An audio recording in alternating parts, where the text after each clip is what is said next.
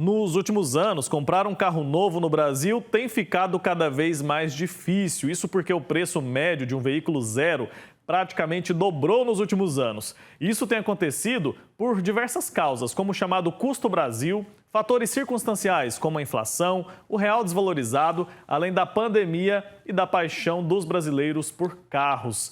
Eu vou conversar agora para entender melhor quais são as perspectivas desse mercado para os próximos meses com o Sandro Prado, que é professor e economista e nosso parceiro já aqui do Brasil Hoje, já participou várias vezes, vai nos ajudar a entender um pouco mais por que está tão caro comprar um carro, né, o Sandro? Bom dia. Bom dia, Wilker. Bom dia a todos os telespectadores do Brasil Hoje. Realmente, o brasileiro ama carro, mas nós estamos aí com preço extremamente elevado, como bem foi frisado. Nesses últimos 6 anos, a gente abrangendo um período maior, o carro simplesmente dobrou de preço. Então, isso daí pesa muito no bolso, quando a gente percebe que a inflação do período foi muito menor. E, obviamente, que são várias as explicações para esses reajustes e temos aí, a princípio, boas expectativas futuras, Wilker. Por que a gente tem essas expectativas? Bom, primeiro a gente vai aí para a questão do próprio mercado mundial, né, do mercado automotivo. Nós estamos agora com uma tendência à descarbonização. O que significa isso? Dar incentivos a automóveis que poluem menos. E no Brasil, nós estamos com o programa Mover, que é o Programa de Mobilidade Verde, que ele vai reduzir tributos para as empresas que investirem na descarbonização. Ou seja, as montadoras, as indústrias de autopeças, elas vão pagar menos tributos o quanto mais investirem na descarbonização. E isso já foi anunciado pelas montadoras, o investimento nos próximos anos de mais de 100 bilhões aqui no Brasil. São várias montadoras que vão fazer esses investimentos e nós vamos ter uma mudança no perfil dos carros vendidos. Nós estamos aí vendo o advento dos carros chamados eletrificados, os carros híbridos, que funcionam tanto a combustão, que é a gasolina e o álcool, e também funcionam a eletricidade. E os carros puramente elétricos, né, que chegaram aí muito forte, principalmente nesse ano, e são justamente esses carros elétricos que fizeram reduções de preço aqui no Brasil, que têm contribuído para que as montadoras nacionais, as montadoras que têm carros a combustão, não façam elevações tão altas de preço. Então, esse ano, nós já tivemos aí uma elevação bem menor do que nós tivemos nos últimos 5 anos no preço dos automóveis, e quem está puxando isso são justamente os carros chineses, que são carros aí elétricos, que corresponderam, o ano passado aqui no Brasil, a cerca de 4% de todo esse mercado, mas no mundo a expectativa é que esses números cheguem a 21,8% agora em 2024. E no Brasil nós devemos também ter um crescimento, chegando aí os eletrificados a contribuírem quase com 8% de participação do mercado. Então, com essa redução, com esses novos investimentos, nós devemos ter aí uma tendência a não queda no preço, mas sim que esses carros subam um pouco menos agora em 2024. Entendi. Então, essa questão da eletrificação dos veículos é positiva para o mercado como um todo, né? Além de ser positivo também para o meio ambiente. A gente, nos últimos tempos, porque assim, o cenário do Brasil era o seguinte, a gente tinha 4 marcas de carro, né, que eram dominantes aqui no nosso cenário. Hoje em dia a gente anda na rua e percebe que tem uma variedade muito grande. Isso não deveria ter já puxado o preço do carro para baixo por conta da concorrência? Porque outras montadoras vieram para o Brasil, outras marcas de carro vieram para o Brasil e a gente não tem visto o preço cair por conta dessa concorrência. Isso, Wilker, é que no curto prazo essas empresas ainda não vieram para o Brasil, como você bem lembrou. Elas compram esses carros ainda trazem, por exemplo, a GWM e a BYD, que são as maiores eletrificadas no Brasil, elas produzem na China e trazem para cá. Agora, com esse aumento, né, da tributação para a importação, essas empresas já anunciaram a produção de carro aqui no Brasil. Inclusive, a maior empresa chinesa que atua no Brasil deve construir agora uma fábrica lá na Bahia, em Camaçari, né, vai fazer um grande investimento e possivelmente, ainda nesse ano de 2024, nós teremos o primeiro carro elétrico produzido em solo brasileiro, o que, obviamente, isso aí vai contribuir para emprego e vai contribuir para a redução. Agora, um outro fator também que deve melhorar, principalmente para as pessoas comprarem o carro em 2024, é a famosa taxa de juros Selic.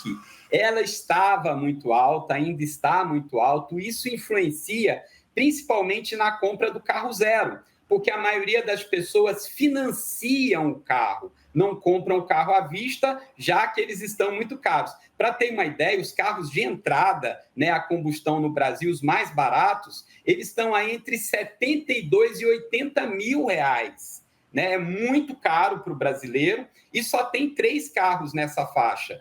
Então, o que acontece? O brasileiro financia, a taxa de juros Selic hoje de 10,75% ao ano ainda é alta, mas já é menor do que as taxas cobradas anteriormente. Então, os juros, que eram de cerca de 30% juros efetivo sobre o financiamento de carros em 2023, já caiu para casa de 25% em 2024 e daqui a um mês, na próxima reunião do Copom, essa taxa deve reduzir mais um pouco a Selic e as montadoras, as concessionárias, devem acompanhar um pouco. Então, nós teremos aí um financiamento um pouco mais tranquilo para o brasileiro. E aí os resultados a gente já percebe até nas vendas de automóveis nesse primeiro trimestre de 2024, que cresceram aqui no mercado interno 9,1%, principalmente, como eu disse, do advento aí dos carros elétricos, que foram aí, digamos, o sucesso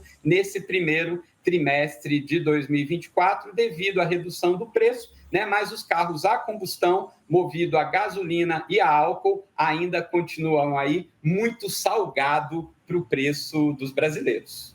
Se a gente for olhar a renda do brasileiro, o salário mínimo praticado aqui no nosso país, a gente vê mesmo que para ter um carro, a pessoa tem que trabalhar bastante. A gente sabe também que a paixão do brasileiro por carros influencia no preço, por isso as empresas têm uma margem de lucro maior do que a praticada em alguns outros países, né, Sandro? Isso também acho que acaba influenciando bastante, porque se eu vendo um Kwid ali por 70 mil reais e as pessoas estão comprando, para que eu vou abaixar o preço, né? Não tem necessidade nenhuma disso. E a questão do brasileiro gostar muito de carro também influencia as montadoras a criarem carros melhores, né? Mais tecnológicos, mais conectados, e isso acaba também impactando no preço final. Então, o discernimento das pessoas, o comportamento do brasileiro também pode influenciar muito nessa questão do preço, certo? Perfeito, Wilker, você tocou em pontos importantes. Primeiro, quem lembra bem, hoje os carros estão muito mais desenvolvidos tecnologicamente, muitos já saem com ar-condicionado, já saem com várias tecnologias já de fábrica que não haviam anteriormente. Então, o carro popular brasileiro, ele já é muito melhor do que o carro brasileiro comercializado há 5 anos atrás, e obviamente que esse incremento de acessórios fez com que o preço subisse, porque os custos subiram. Se a gente for culpar a tributação, sim, a tributação no Brasil é muito cara, é cerca de 30% do preço dos automóveis, a gente paga aí impostos federais como o IPI, o PIS e o COFINS, pagamos o ICMS estadual, que é muito elevado. Mas também, quando as empresas vão colocar o preço, elas não veem apenas os custos. Como o brasileiro, mesmo com carro com valor elevado, a média do carro do Brasil é muito mais cara do que na maioria esmagadora dos países. Porém, essa paixão do carro e a percepção do brasileiro de que o carro realmente é algo caro, faz com que a gente pague esses preços caros. Então, também uma parte é o comportamento do consumidor no seu processo de decisão, por nós termos aí um transporte coletivo muito ruim. Então, aqui no Brasil, não é igual na Europa, que se compra o carro mais por luxo, por status, para fazer pequenas viagens. Aqui acaba sendo muito necessário, principalmente nos grandes centros urbanos, que tem uma mobilidade caótica, que tem um transporte coletivo muito ruim e que lança as pessoas a comprarem carros. Então, tudo isso faz aqui, contribui internamente de que o preço no carro do Brasil continue alto. E uma outra tendência, né, Wilker, que está aí nos municípios, principalmente nas grandes capitais, que é o número exacerbado de motocicletas que agora nós temos que conviver também. Além de um número muito grande de carro, tem um muito grande número de moto.